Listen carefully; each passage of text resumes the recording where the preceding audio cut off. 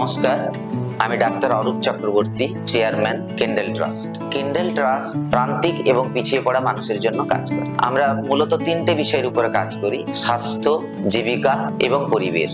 গবেষণা, প্রশিক্ষণ এবং বিভিন্ন প্রকল্পের মাধ্যমে গ্রামের মানুষ, শহরের মানুষ, স্বাস্থ্যকর্মীদের কর্মদক্ষতা বৃদ্ধির জন্য এবং সচেতনতা বৃদ্ধির জন্য কাজ করে থাকি। আসুন আমরা সবাই মিলে সম্মিলিতভাবে কেন্ডেলের সঙ্গে সহযোগিতা করি এবং উন্নয়নের পথে এগিয়ে যাই। নমস্কার, ডিডি বাংলার বিশেষ অনুষ্ঠান নিজের স্বাস্থ্য নিজেই জানো, এবং এই অনুষ্ঠানে আমরা মূলত শৈশব ও কৈশোরের বিভিন্ন সমস্যা নিয়ে আলোচনা করি। আমাদের আজকের পর্বে তেমনই একটি গুরুত্বপূর্ণ বিষয় নিয়ে আলোচনা, পুষ্টি। আমাদের মধ্যে এখনও কিছুটা সচেতনতার অভাব রয়েছে যে সঠিক পুষ্টি বলতে কি বোঝায়, এবং অবশ্যই আমাদের দেশে অপুষ্টির সমস্যা এখনও প্রকট। তাই আজকের পর্বে শৈশব ও কৈশোরে পুষ্টির সমস্যা এবং তার প্রতিকার নিয়ে আলোচনা।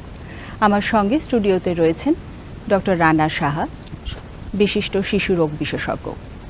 ডক্টর সাহা, আমরা প্রত্যেকেই জানি যে ধাপে ধাপে আমাদের পুষ্টির প্রয়োজন হয় একদম জন্ম থেকে বা মাতৃগর্ভ থেকে, কিন্তু এই যে অপুষ্টিতে ভুগছে একটি শিশু জন্মের পরে, সেটা আমরা বুঝবো কি করে? মানে দৃশ্যতই যে সেই শিশুটি একদম রোগা হয়ে শুকিয়ে যাচ্ছে, সেটা তো একদিনে হবে না। আমরা কি করে বুঝবো যে সেই শিশুটি অপুষ্টিতে ভুগছে? হ্যাঁ, আপনি ঠিকই বলেছেন। অপুষ্টি কতগুলো ধাপ আছে।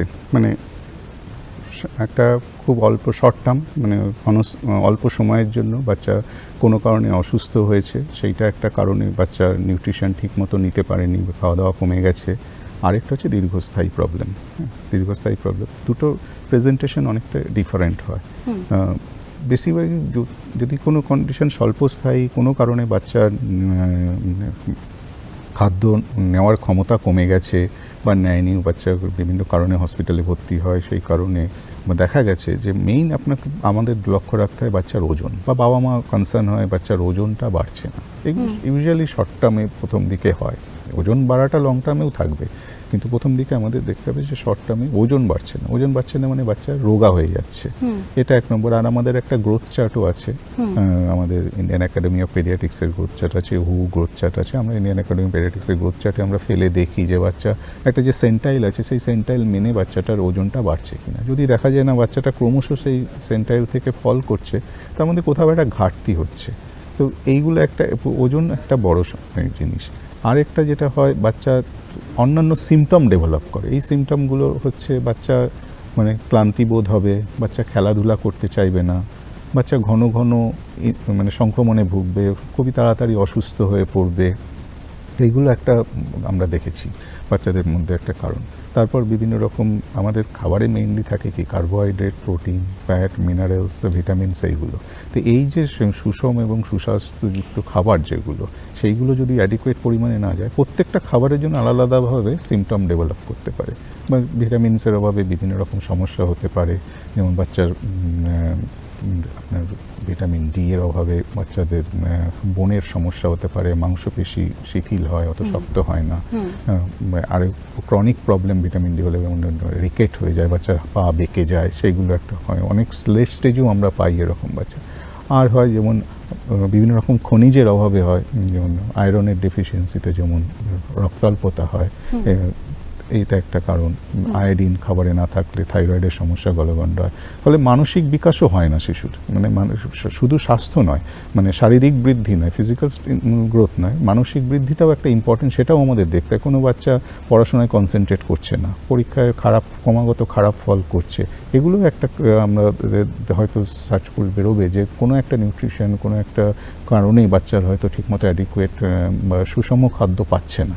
তো সেইটা একটা কারণ। এটা তো গেল ক্ষণস্থায়ী যে সমস্যাগুলো, সেগুলো। এবার সিভিয়ার ফর্ম, মানে যেটা খুব মানে মারাত্মকভাবে বাচ্চা নিউট্রিশনে যখন অ্যাফেক্টেড হয়, আপনি যেটা বললেন, বাচ্চা একদম শুকিয়ে গেছে, কৃশকায় হয়ে গেছে, কঙ্কালসার চেহারা। তো সেই কন্ডিশনগুলো আমরা দেখি। এখন শহরে আমাদের কম দেখি, গ্রামাঞ্চলে এখনও আছে সেই ধরনের বাচ্চা। দুটো সিমটম, দুটো রোগ এরকম আমরা মানে আছে, আমাদের পড়তে হয়েছে বা আমরা তার ম্যানেজ করেছি। একটাকে বলে কাওয়াশিয়ারকার, কাওয়াশিয়ারকার রোগটার কি হয়, বাচ্চা ফুলে যায়, মানে একটু মানে যেটা আমাদের শরীরে প্রোটিন যখন না থাকে তখন জলগুলো শরীরে রক্তনালী থেকে বেরিয়ে শরীরের অন্য বিভিন্ন জায়গায় চলে যায়, বাচ্চা সিভিয়ার ম্যালনিউট্রিশনে ভোগে, আর শরীর ফুলে যায়, ইনফেকশনের চান্স বেড়ে যায়। আরেকটা হচ্ছে ম্যারাসমাস বলি, সেটাও আপনার ঠিক ওই রকম, মানে খুবই বাচ্চা উল্টো হয়, মানে ওটা যেমন ফুলে যায়, এটা হচ্ছে বাচ্চা একদম কৃষক, একদম পুরো শুকিয়ে গেছে, কঙ্কালসার চেহারা। এই সব বাচ্চাকে যদি ঠিকমতো অ্যাপ্রোচ না করা হয়, ঠিকমতো আইডেন্টিফাই না করা হয়, বা ঠিকমতো আমরা যোগান না দিতে পারি নিউট্রিশনের, তাহলে তো লং টার্ম ইমপ্লিকেশন হবে। শুধু ওদের যে গ্রোথ নয়, ওর মানসিক বিকাশ হবে না ঠিকমতো, এইগুলোই, বা ওদের ডেভেলপমেন্ট, যেটা আচরণগত যে বিকাশ হয় বয়সের সঙ্গে সঙ্গে বাচ্চার বিভিন্ন ডেভেলপমেন্ট, সেইগুলো এফেক্টেড হয়। তো এইগুলোই মেইন সিমটম। অপুষ্টি আমরা শুনেছি, আজকাল আমরা কিন্তু অতিপুষ্টিও শুনি। অতিপুষ্টি মানে কি ওবেসিটি? অতিপুষ্টি বলতে কি বোঝায়? অতিপুষ্টি মানে হচ্ছে যে একজন বাচ্চার যতটা ক্যালোরি বা যতটা খাদ্য, এই বিভিন্ন ধরনের যে খাবারগুলোর কথা বললাম, সেগুলো একটা সুষম অনুপাতে থাকা উচিত খাবারের মধ্যে, একটা মিলের মধ্যে। তো অতিপুষ্টি তখনই হয় যখন সেই অনুপাতটা ব্যাহত হয়, মানে অস্বাস্থ্যকর চর্বি, প্রসেস ফুড, সল্ট, লবণ জাতীয় খাবার, মানে মিষ্টি জাতীয় খাবার, সুগার, বাজারে আজকাল জাঙ্ক ফুড তো প্রচুর আছে, সেইগুলো যখন, এগুলো খুব ক্যালোরি থাকে। এবার বাচ্চাটা যদি সেই ক্যালোরিটা আমরা নিচ্ছি, কিন্তু যদি আমরা সেই ক্যালোরিটাকে ব্যয় না করতে পারি, তাহলে সেই ক্যালোরিটা আমাদের শরীরে জমছে। তো অতিপুষ্টি হচ্ছে এইটা, যে আমাদের শরীরে যতটা দরকার আমরা তার থেকে বেশি খাচ্ছি এবং অস্বাস্থ্যকর খাবার খাচ্ছি, খেয়ে বাচ্চারা ওবেসিটির দিকে ঢুকছে। অতিপুষ্টি কারণ, ওবেসিটির একটা বড় কারণ অতিপুষ্টি। তাছাড়া ওবেসিটির আরও কারণ আছে, লাইফস্টাইলের উপর ডিপেন্ড, বাচ্চারা খেলাধুলা বন্ধ করে দিচ্ছে আজকাল। অর্থাৎ অপুষ্টি এবং অতিপুষ্টি দুটোই সমস্যা। দুটোই সমস্যা, কারণ অতিপুষ্টিতে ওই যে খাবারগুলো খাচ্ছে বাচ্চাদের অনেক রকম ডেফিসিয়েন্সিও হচ্ছে। এই খাবারগুলোতে ওই যে মাইক্রোনিউট্রিয়েন্ট, যেগুলো আপনার বিভিন্ন রকমের খনিজ পদার্থ, মানে আয়রন, মিনারেলস বলুন, আয়রন বলুন, বিভিন্ন ভিটামিন, সেইগুলো ডেফিসিয়েন্ট হয়ে যায়। বাচ্চা অস্বাস্থ্যকর চর্বি খাচ্ছে, বাচ্চার পেট ভরে যাচ্ছে, অল্পেতেই বাচ্চার খিদে কমে যাচ্ছে, এটা হচ্ছে। তারপর ওই হাই সুগার কন্টেনিং খাওয়ার জন্য বাচ্চা নানা রকম সমস্যা হচ্ছে, মানসিক প্রবলেম হচ্ছে, বেশি সুগার খেলে মুড সুইং হয়, এইগুলো হচ্ছে। একটা সময় বাচ্চারা ডিপ্রেশনে চলে যাচ্ছে। ফলে অতিপুষ্টিটাও এখন এক ধরনের অভিশাপ আমি বলবো এখন আমাদের এই লাইফস্টাইলের সঙ্গে। ধরুন একটি বাচ্চা যদি শুধুমাত্র ভাত ডাল খায়, তো ভাত ডালে কি তার, আমরা সবসময় বলি না যে ঘরোয়া খাবারেই যথেষ্ট পরিমাণে সব ধরনের পুষ্টি রয়েছে, কিন্তু শুধুমাত্র ভাত ডাল খেয়ে যদি কেউ বড় হয়, তাহলে কি তার ক্ষেত্রে পুষ্টি সম্পূর্ণ হতে পারে? ওই খাবারে, যে কোনো একটা খাবারকে আমাদের দিনে যদি 4 ভাগে ভাগ করি, ব্রেকফাস্ট মানে সকালের খাবার, দুপুরের খাবার, বিকেলে এবং রাত্রে, প্রত্যেকটা মিলের মধ্যেই আমাদের লক্ষ্য রাখতে হবে যেন বিভিন্ন উপাদানগুলো খাবারের সুষম অনুপাতে থাকে। এবং ভাত ও ডালের মধ্যে কিন্তু সব কিছু আমরা পাচ্ছি না, এই জন্য আমাদের অ্যাডিকুয়েট ভিটামিনস যাতে আছে, অ্যাডিকুয়েট মিনারেলস যাতে আছে, দুগ্ধ জাতীয় খাবার একটু দরকার হয় আমাদের, ক্যালসিয়াম, বাচ্চা পার্টিকুলারলি বাড়ন্ত বাচ্চাদের জন্য ক্যালসিয়াম, ভিটামিন ডির জন্য দুগ্ধ জাতীয় খাবার আমাদের দরকার হয়। তো এই ধরনের খাবারগুলো একটু দরকার, শাকসবজি, গ্রিন ভেজিটেবলস দরকার, শুধু ভাত ডাল খেলে হবে না। কারণ আমরা যদি অ্যাডিকুয়েট পরিমাণে ফ্রুটস, ভেজিটেবল এগুলো না খাওয়াই বাচ্চাদের, তাহলে নানা রকম সমস্যা হতে পারে এই মাইক্রোনিউট্রিয়েন্টের ডেফিসিয়েন্সির জন্য। একটা জিনিস আমরা বিশেষ করে শহরের, অবশ্য জানি না এখন হয়তো গ্রাম আর শহরের পার্থক্যটা ক্রমশই কমে আসছে, শহরের বাচ্চাদের ক্ষেত্রে আমরা দেখেছি যে জাঙ্ক ফুড বা ফাস্ট ফুডের দিকে তাদের একটা অতিরিক্ত আগ্রহ, এবং এটা একটা খুব কমন সমস্যা যে বাড়ির খাবার দিলে, সেই খাবারগুলো দিলে তারা যথেষ্ট খেতে পারে, কিন্তু বাড়ির খাবারে তাদের ভীষণ অনীহা এবং বেশিরভাগ ক্ষেত্রেই খেতে চায় না। তো সেক্ষেত্রে কি করণীয়? এক্ষেত্রে করণীয় একটাই হচ্ছে যে মানে অভিভাবকদেরই একটা বিরাট সমস্যা, বাবা মায়েদেরই সমস্যা, এবং বাবা মায়েকেই স্টেপটা নিতে হবে বেসিক্যালি, মাঝে মধ্যে একটু কঠোর হতে হবে। কারণ জাঙ্ক ফুড ব্যাপারটা এমনভাবে ছড়িয়ে পড়েছে, এখন আর গ্রাম শহর বলে ব্যাপারটা নেই, এখন গ্রামেও এটা পাওয়া যাচ্ছে। আর এমন ওদের মানে আমি নিজেই দেখি যে যেভাবে ওরা অ্যাড দেয়, পিৎজা, বার্গার বলুন বা অন্যান্য যে জাঙ্ক ফুডগুলো বাজারে অ্যাভেলেবেল, এত কালারফুল, এত চিত্তাকর্ষক হয়, বাচ্চাগুলো অবভিয়াসলি বাইরে বেরিয়ে সেগুলো দেখে বাচ্চাগুলো বায়না করে, বা বাবা মাও খেয়ে নেয় তার সঙ্গে, ফলে এই সাইকেলটা চলতে থাকে। এবার এই জাঙ্ক ফুডের মধ্যে বললাম যে কি থাকে, জাঙ্ক ফুডের মধ্যে আনপ্রসেসড খাবার থাকে, একটা অস্বাস্থ্যকর ফ্যাট থাকে, প্রচুর সল্ট, প্রচুর সুগার জাতীয় মানে আইসক্রিম ক্যান্ডি যেগুলো পাওয়া যায় তার মধ্যে প্রচুর ওই খাবারগুলো থাকে, সেইগুলো শরীরের পক্ষে ভালো নয় খুব একটা। নানা রকম অসুবিধা তৈরি হয় শর্ট টার্ম লং টার্ম।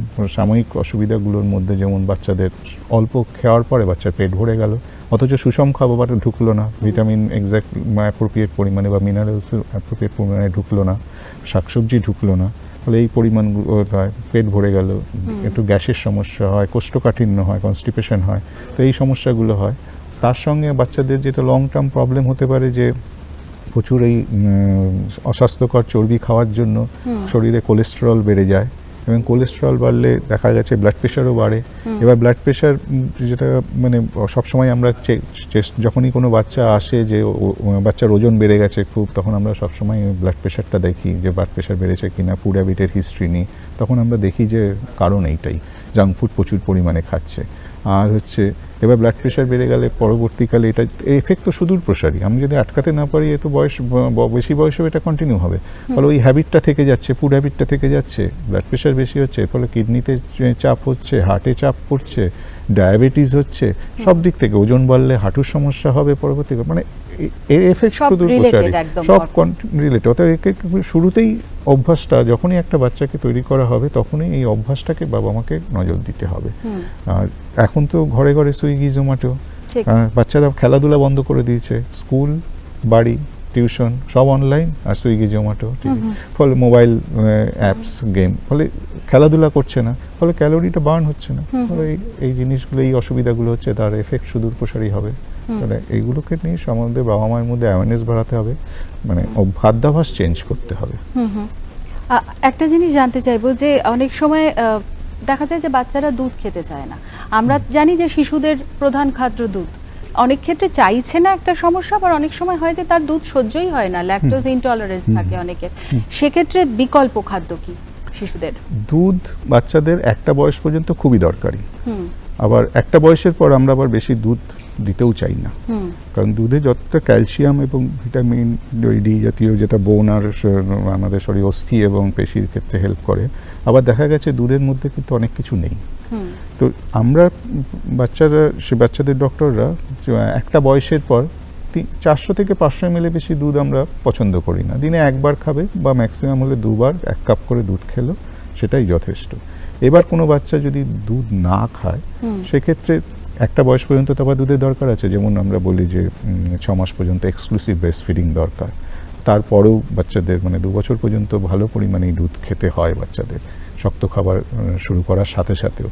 তো কিন্তু যদি দেখা যায় প্রথম থেকেই বাচ্চার কোনো সমস্যা হচ্ছে, 1 বছরের বাচ্চা দুধ খাচ্ছে না, তখন নানা রকম দুগ্ধ জাতীয় খাবার আছে, সেগুলো দেওয়া যেতে পারে, যেমন আপনার ইয়োগার্ট বা দই যেটা বলে, পনির জাতীয় খাবার, চিজ জাতীয় খাবার, এইগুলো দেওয়া যেতে পারে খাবারের মধ্যে, কারণ এটা দরকার, একটা বয়স পর্যন্ত ক্যালসিয়াম এবং ভিটামিনের জন্য দুধটা দরকার আছে। আর তাছাড়া বিভিন্ন ধরনের সাবস্টিটিউট, কাউজ মিল্কের সাবস্টিটিউট হিসেবে পাওয়া যায়, সয়া মিল্ক, অ্যালমন্ড মিল্ক, এগুলো পাওয়া যায়, কিন্তু তাদের নিউট্রিশাস ভ্যালু আবার অতটা নয়, কিছুটা কম, ফলে ব্যাপারটা যদি আমরা সেই দিকে যাই তখন আমাদের সেই সাপ্লিমেন্টগুলো যেগুলো ডেফিসিয়েন্ট আছে সেগুলো দিতে হবে, এটা মাথায় করে রাখতে হবে সবসময়। কিন্তু ওই অভ্যাসটা আবার ত্যাগ করতে হবে যে আমার বাচ্চা কিছু খেলো না, শক্ত খাবার বা খেলো, আমি বাচ্চাকে দুধ খাইয়ে দিলাম এবং সেই দুধটা না খেলে আমি চিন্তিত হবো না। একটা বয়সের পর দুধটা খাবে, কিন্তু অতটা নয়, 500 থেকে 600 2-3 বছরের উপরে বাচ্চাদের তার বেশি দরকার সব ধরনের খাবারই তাকে সুষম পরিমাণে খেতে হবে। আরেকটা প্রশ্নে আসি যে অ্যানিমিয়া, এটা একটা অপুষ্টির সাথে ভীষণভাবে রিলেটেড একটা, অনেক সময় আমরা দেখি যে অপুষ্টি হলেই অ্যানিমিয়া থাকে, এবং আমাদের দেশে তো অ্যানিমিয়াটা একটা বড় সমস্যা, বিশেষ করে মেয়েদের মধ্যে। তো এই অ্যানিমিয়ার কারণ কি শিশুদের মধ্যে, অ্যানিমিয়ার কারণ কি?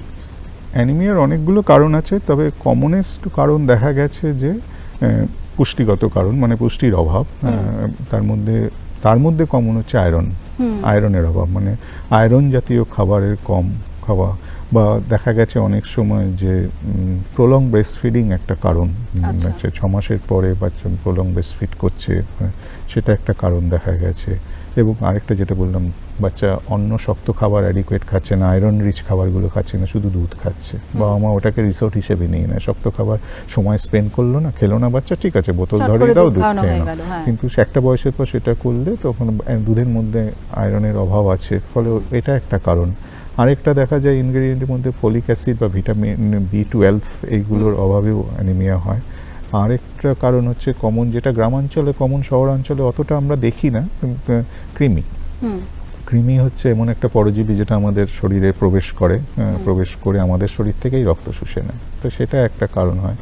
কোনো কারণে যদি বাচ্চার মানে কোনো ব্লিডিং হয়েছে বা কোনো রক্তক্ষরণ কোনোভাবে হয়েছে, সেটা বা ক্রনিক ব্লিডিং হচ্ছে, এমন কিছু ডিজিজ বাচ্চার আছে যেটা স্টমাক থেকে বা মলদার থেকে রক্ত বেরোচ্ছে, সেটা অনেক সময়, এটা বড়দের ক্ষেত্রে বেশি, বাচ্চাদের ক্ষেত্রে কম। তার কারণ জন্মগত কিছু কারণে হতে পারে অ্যানিমিয়া, যেমন থ্যালাসেমিয়া তো সবাই জানে, আমাদের শরীরে যে লোহিত রক্ত কণিকার মধ্যে যে হিমোগ্লোবিন আছে তার প্রবলেমের জন্য থ্যালাসেমিয়া হয়। সেটা এটা একটা হিউজ বার্ডেন আছে আমাদের প্র্যাকটিসে থ্যালাসেমিয়া রোগীদের। সিকেল সেল অ্যানিমিয়া বলে আরেকটা অ্যানিমিয়া আছে যেটা হিমোগ্লোবিনের প্রবলেম হয়। এছাড়া আরও কারণ আছে, যেমন ক্রনিক একটা ইলনেস, কোনো বাচ্চা অনেক দিন ধরে একটা রোগে ভুগছে, মানে কিডনি, কোনো বাচ্চা যদি কিডনি সমস্যা থাকে, কিডনি থেকেও একটা হরমোন তৈরি হয় যেটা আমাদের শরীরে হিমোগ্লোবিন তৈরি করতে সাহায্য করে। তো সেই কিডনির ক্রনিক কিডনি ডিজিজ, মানে যেটা দীর্ঘস্থায়ী কিডনি সমস্যা, সেই সব বাচ্চারাও কিন্তু অ্যানিমিয়ায় ভোগে। তো এই এতগুলো কারণ আছে, কিন্তু তার মধ্যে one of the most common হচ্ছে যে নিউট্রিশন, পুষ্টি। আজকাল আমরা ফুড সাপ্লিমেন্টের কথা খুব শুনি, ছোটদের ক্ষেত্রে এবং বড়দের ক্ষেত্রেও। তো ভিটামিন এবং যেটা মিনারেল সাপ্লিমেন্ট যেগুলো, সেগুলো কি সবসময় সব বাচ্চাদের খাওয়াতেই হবে? না, সবসময় লাগে না। বাচ্চার শারীরিক বৃদ্ধি, মানসিক বৃদ্ধির জন্য একটা সুষম স্বাস্থ্যকর খাবার লাগবে। সেই সুষম স্বাস্থ্যকর খাবার বাড়িতেই তৈরি করা যায়, সব ধরনের ইনগ্রেডিয়েন্ট দিয়ে, carbohydrate, fat, protein, minerals, vitamin সবই বাড়িতে আমরা তৈরি করতে পারি। ফলে রুটিনলি আমাদের বাচ্চাদের ভিটামিন বা মিনারেলস সাপ্লিমেন্ট দিতে হয় না, কিন্তু কিছু কিছু ক্ষেত্রে দিতে হয়। যেমন কিছু নিউবর্ন বেবিকে আমাদের ভিটামিন ডি 1 বছর পর্যন্ত দিতে হয়। ব্রেস্ট ফিড বাচ্চাদের, এক্সক্লুসিভ ব্রেস্ট ফিড বাচ্চাকে একটু আয়রন দিতে হয়, সময় আয়রন সাপ্লিমেন্ট দিতে হয়। প্রিম্যাচিওর বেবিদের একটু calcium supplement, vitamin D supplement দিতে হয়, যারা একটু আগে ডেলিভারি হয়, জন্মের আগে, মানে টাইমের আগে। এইগুলো কিছু কিছু ক্ষেত্রে কিছু রোগ, অন্ত্রের কিছু রোগ, যেমন সিলিয়াক ডিজিজ, যেখানে অ্যাবজর্পশন, খাদ্য মানে অ্যাবজর্ব করতে অসুবিধা হচ্ছে গাটে, বা সিস্টিক ফাইব্রোসিস বলে একটা রোগ আছে, সেই সব ক্ষেত্রেও ফ্যাট জাতীয় ভিটামিনগুলোর একটু ডেফিসিয়েন্ট হয় বডিতে, সেই সময় দিতে হয়। অনেক বাচ্চা আছে যাদেরকে আমরা বলি ফাসি ইটার, বা খেতে চায় না বাচ্চা, একদমই খাচ্ছে না, খুব মানে স্বাস্থ্যকর খাবারগুলো ঠিক পরিমাণে খাচ্ছে না বাড়িতে, তো তাদেরকে ভিটামিন সাপ্লিমেন্ট অনেক সময় দিতে হয়। তো এইগুলো মানে কিছু কিছু ভাগ আছে, কিন্তু তাই নয় যে আমি চোখ বন্ধ করে, আমাদের কাছে খুব চাপ আসে, আমরা রেগুলার প্র্যাকটিসে, ডে টু ডে ক্লিনিকে, ডাক্তারবাবু একটা ভিটামিন লিখে দিন, ডাক্তারবাবু একটা আমার বাচ্চা খাচ্ছে না একটা, কিন্তু সেটা মানে সলিউশন নয়, সেটা আমার সমাধান করবে না। ভিটামিনটা সমাধান করবে যে বাড়ির খাবারটা অ্যাপ্রোপ্রিয়েট রেশিওতে ঠিকমতো করে দাও। অর্থাৎ আপনি বলছেন যে বাড়িতেই যদি একদম সমস্ত কিছু পরিমাণ মতো খাওয়া হয়, সব ধরনের খাবার, তাহলে সেটা আমাদের ভিটামিন এবং মিনারেল সাপ্লিমেন্ট হিসেবে যথেষ্ট, সবকিছুই যোগান দেবে। আচ্ছা, গ্রাম এবং শহর, আবার সেই জায়গায় আসছি, এই দুটো অঞ্চলে শিশুদের অপুষ্টির যে ধরন, সেখানে কি কোনো পার্থক্য দেখা যাচ্ছে? হ্যাঁ, পার্থক্য দেখা যাচ্ছে, যে যেটা আমরা অলরেডি ডিসকাস করেছি, যে গ্রামে অপুষ্টিটা হয়, শহরে বেশি হয় অতিপুষ্টি। কিন্তু শহরেও অপুষ্টি হয়, মানে উচ্চবিত্ত ফ্যামিলি ছাড়া মধ্যবিত্ত বা নিম্ন মধ্যবিত্ত বা আরেকটু যারা দারিদ্র শ্রেণীর মধ্যে থাকে, তাদের মধ্যেও আমরা দেখেছি অপুষ্টি। বেসিক্যালি এই এসেনশিয়াল যেগুলো খাবারের মধ্যে থাকা উচিত সেগুলোর অভাবে, ফলে ওজনের কমে যায়, খুব দীর্ঘস্থায়ী হলে সেটা মানে হাইটেও বাচ্চাদের এফেক্ট হয়। আর শহরের ক্ষেত্রে আমরা দেখেছি বাচ্চারা ওবেসিটি হচ্ছে, তা কিন্তু তাদের ডেফিসিয়েন্সি হচ্ছে অন্য, তাদের ভিটামিন ডেফিসিয়েন্সি হচ্ছে, মাইক্রোনিউট্রিয়েন্ট ডেফিসিয়েন্সি হচ্ছে, তাদের ওবেসিটি সংক্রান্ত অন্যান্য রোগে তারা এফেক্ট হচ্ছে। এর প্রধান কারণ হচ্ছে শহরে সবকিছুই অপ্রতুল, সবকিছুই প্রতুল পরিমাণে আছে আর সবকিছুই অ্যাভেলেবেল। গ্রামে মেইন হচ্ছে যে আমাদের সমস্যা হচ্ছে দারিদ্রতাটা একটা কারণ, স্বাস্থ্য ব্যবস্থা মানে অ্যাভেলেবিলিটিটাও একটু সব জায়গায় সমানভাবে পাওয়া যায় না। আরেকটা হচ্ছে যে স্যানিটেশন, সেফ ওয়াটার, পরিশুদ্ধ জল, এইগুলো একটা কারণ। বাবা মার এডুকেশনটাও একটা ম্যাটার করে সব ক্ষেত্রে, বাবা মা কতটা জানছে এই ব্যাপারে, কতটা সচেতন, সেগুলো ডিফারেন্স একটু আছে, কিন্তু সবাই ভুগছে। সেই একজন স্কুল পড়ুয়া শিশু বা কিশোর বয়স পর্যন্ত যদি আমি ধরি, তাহলে এদের আদর্শ খাদ্য তালিকা, আমরা যদি দিনের 4 বারের খাদ্য তালিকা ভাবি, তাহলে কিরকম হওয়া উচিত? সেই একই কথা, হোমমেড ফুড, বাড়িতে তৈরি করা খাবারই খেতে পারবে তারা, সুষম অনুপাতে স্বাস্থ্যকর খাবার। সকালে স্কুলে যাওয়ার সময় তারা ডিম, বিভিন্নভাবে একটা ডিম খেতে পারে, তা সেটা ব্রেড দিয়েই হোক বা বাড়িতে তৈরি রুটি দিয়েই হোক খেতে পারে, একটু দুধও তার সঙ্গে খেতে পারে। স্কুলে তারা একটু ফল নিয়ে যেতে পারে বা স্যান্ডউইচ করে নিয়ে যেতে পারে। বাড়িতে ফিরে প্রপার লাঞ্চ বা যেটা মিল সেটা খেতে পারে, ভাত, তার সঙ্গে বিভিন্ন রকমের ডাল যেটা প্রোটিন দেবে আপনাকে, তারপর শাকসবজি, বিভিন্ন রকমের গ্রিন ভেজিটেবলস, তারপরে মাছ বা ডিম বা মাংস সমানভাবে যেন সপ্তাহের মধ্যে ডিস্ট্রিবিউটেড হয় সেটা একটু দেখতে হবে। বিকেলের দিকে সুজি খেতে পারে, আবার একটু ফল খেতে পারে, ফলের রস খেতে পারে। রাত্রের দিকে খাবারটা একটু হালকা হলেই ভালো, রুটি খেতে পারে, তার মধ্যে সবজি দিয়ে রুটি বা মাছ দিয়ে খেতে পারে। দিনে 1 বার বা 2 বার একটু দুধ খেতে পারে, এটাই। আর সবচেয়ে বড় কথা হচ্ছে জল, প্রচুর পরিমাণে জলও খেতে হবে সেটা। বাচ্চারা যেটা করে না, বা আমরা যেটা ব্যর্থ হই খাওয়াতে, যে শাকসবজি এবং ফলের পরিমাণটা খুবই কমে যায় ডায়েটে, সেইটা যেন থাকে। প্রত্যেকটা মিলেই কিছুটা পরিমাণ যদি আমরা ইন্ট্রোডিউস করতে পারি, সেটা একটু লক্ষ্য রাখতে হবে। আমাদের দেশে কি সরকারি পরিষেবা কিছু রয়েছে, মানে এই ধরুন কোনো সাপ্লিমেন্ট দেওয়ার ক্ষেত্রে বা আয়রন ট্যাবলেট, ফলিক অ্যাসিড ধরনের জিনিস হয়তো দেওয়ার সরকারি ক্ষেত্রে? হেলথ সেন্টারগুলোতে বাচ্চাদের আয়রন দেওয়া হয়, জন্মের পর থেকে যখন লাগে আয়রন দেওয়া হয়, মায়েদের ফলিক অ্যাসিড দেওয়া হয়, সেগুলো আছে সরকার। ধরুন একটি শিশু, তার তো একটা অ্যাক্টিভ লাইফ, সে খেলাধুলো করবে, সে স্কুলে যাবে, মোট ক্যালোরির কিরকম ধরনের প্রয়োজন হয় একটি অ্যাক্টিভ শিশুর জন্য? অ্যাক্টিভ শিশুর জন্য এগুলো বাচ্চার ওয়েট অনুযায়ী হয়, ইউজুয়ালি 1000 কিলো ক্যালোরি লাগে, 1000 থেকে 1500 কিলো ক্যালোরি পার ডে লাগে। কিন্তু সমস্যা হচ্ছে যে সেই ক্যালোরিটা যেন সমানভাবে সব ধরনের খাবারের মধ্যে ভাগ হয়ে যায়। কারণ আমি একটা জাঙ্ক ফুড খেয়ে প্রচুর ক্যালোরি জোগাড় করে ফেলতে পারি, একটা হাই সুগার কন্টেনিং ড্রিঙ্ক খেয়ে প্রচুর ক্যালোরি জোগাড় করে ফেলতে, সেটা কিন্তু খুব একটা আমাকে সাহায্য করবে না।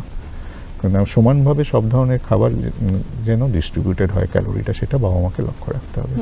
এবং অভিভাবকদের করণীয় যদি আমি ভাবি এখানে, মানে শুধু পুষ্টির দিকটি নজর রাখা এবং তার একটা সুস্থ খাদ্যাভ্যাস গড়ে তোলা, সেক্ষেত্রে তাদের কি করণীয়? অনেক ক্ষেত্রেই হয় যে হ্যাঁ কি করণীয় জানি, কিন্তু কিভাবে করব জানি না, মানে সেটা ইমপ্লিমেন্ট করা যাচ্ছে না।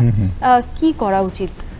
কারণ এটা খুব কমন আমাদের ডে টু ডে প্র্যাকটিসে, আমরা দেখি যে অ্যাটলিস্ট 10 to 20% বাবা মারা এসেই বলে আমার বাচ্চা খাচ্ছে না, খেতে চাইছে না। সেটা একটু বলি, সেটা কতটা তার বাচ্চাকে এফেক্ট করছে সেটা দেখে আমাদের বুঝতে হয়। এ ব্যাপারে আমরা সবসময় বলি যে বাচ্চাকে সঠিক খাদ্যাভ্যাসটা যত তাড়াতাড়ি সম্ভব শুরু করতে হবে। সঠিক খাদ্যাভ্যাস, সব ধরনের খাবার, পুষ্টিগত স্বাস্থ্যকর যে খাবারগুলো বললাম, সেই ধরনের খাবারগুলোর প্রতি বাচ্চাকে সামনে দিতে হবে, জোর না করতে। একটা বাচ্চাকে আমি খাবার দিলাম, বাচ্চা খেলো না, আমি জোর করে মুখের ভেতর ঢুকিয়ে দিলাম, সেটা যেন বাবা মা না করে। আর বাচ্চা না খেলে যেন আপসেট আমি না হই, কারণ হতেই পারে বাচ্চাটা সেদিনকে সেই খাবারটা খেতে ইচ্ছা করছে না।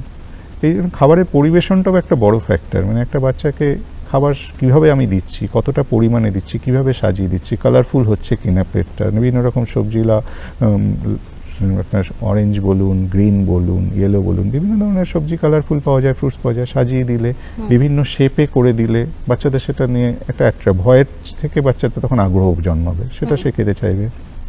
কিছু ম্যানার্স, যেমন টেবিল ম্যানার্স বলি, একসাথে পরিবারের সাথে খেতে বসা, বাচ্চা যখন একটু বড় হচ্ছে টেবিলে একসাথে খেতে বসা, একটা মিল টাইম ফিক্সড করা, দুপুরের খাবার, রাত্রের খাবার এই টাইমেই হবে, সবাই বসবে খাবে। বড়দের দেখে দেখে শিখবে। অনেক বাচ্চা চিউ করে না, বড়দের দেখে দেখে তারা শিখবে। চিউ না করলে তো আমাদের খাদ্য সবগুলো পাচ্ছি না। আর মিল টাইম শেষ হয়ে গেলে প্লেট সরিয়ে দিতে হবে, আবার অপেক্ষা করবে। ওই শেষ হয়ে গেলে আমি দুধ খাইয়ে দিলাম, সেটা চলবে না।